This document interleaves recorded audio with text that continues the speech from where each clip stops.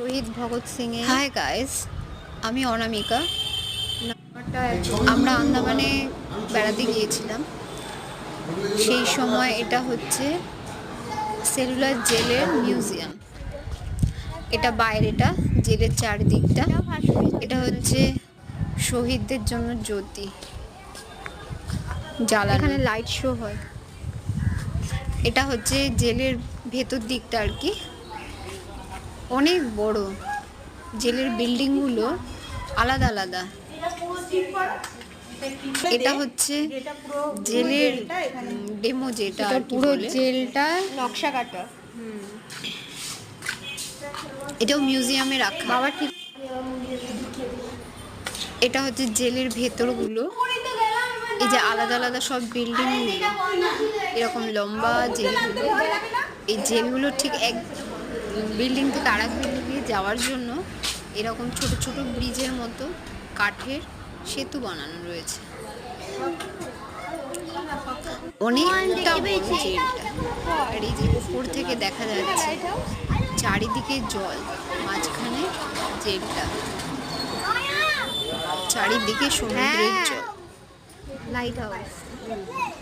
আগে যে কয়েদিরা পালাতো, পালাবার পথ ছিল না, চারিদিকে জল, মাঝখানে জেল।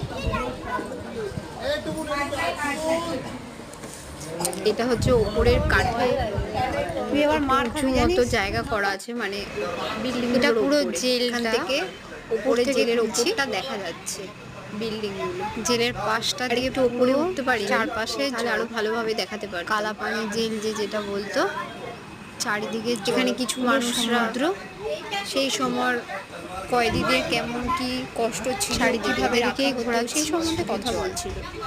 একটু বয়স্ক লোকরা ছিলেন, ওনারা মহারাষ্ট্র থেকে এসেছিল। এই যে আমার ভাইজি আর জেলের আমার কয়েদি মেয়ে এরা জেলের আরেকজন কয়েদি হয়ে গেছে। এটাও জেল থেকেই, জেলখানা থেকে বাইরে। এটা বীর সাভারকরের সেলটা, এখানে ওনাকে রাখা হয়েছিল।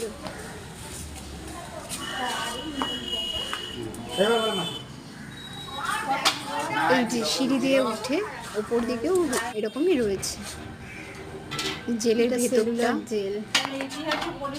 এই যে আগেকার টাইমে ঠিক কালাপানি জেল। মানে ছিটকানির সিস্টেমটা পুরো আলাদা দেওয়া আছে। এখানে ছিটকানিটা দেওয়া একদম এখান থেকে বন্ধ করা যেত না, মানে পাশ থেকে বন্ধ করা যেত, মানে সিস্টেমটা পুরোই আলাদা। যাতে খুলতে না পারে। আগেকার টাইমে তৈরি করো তো।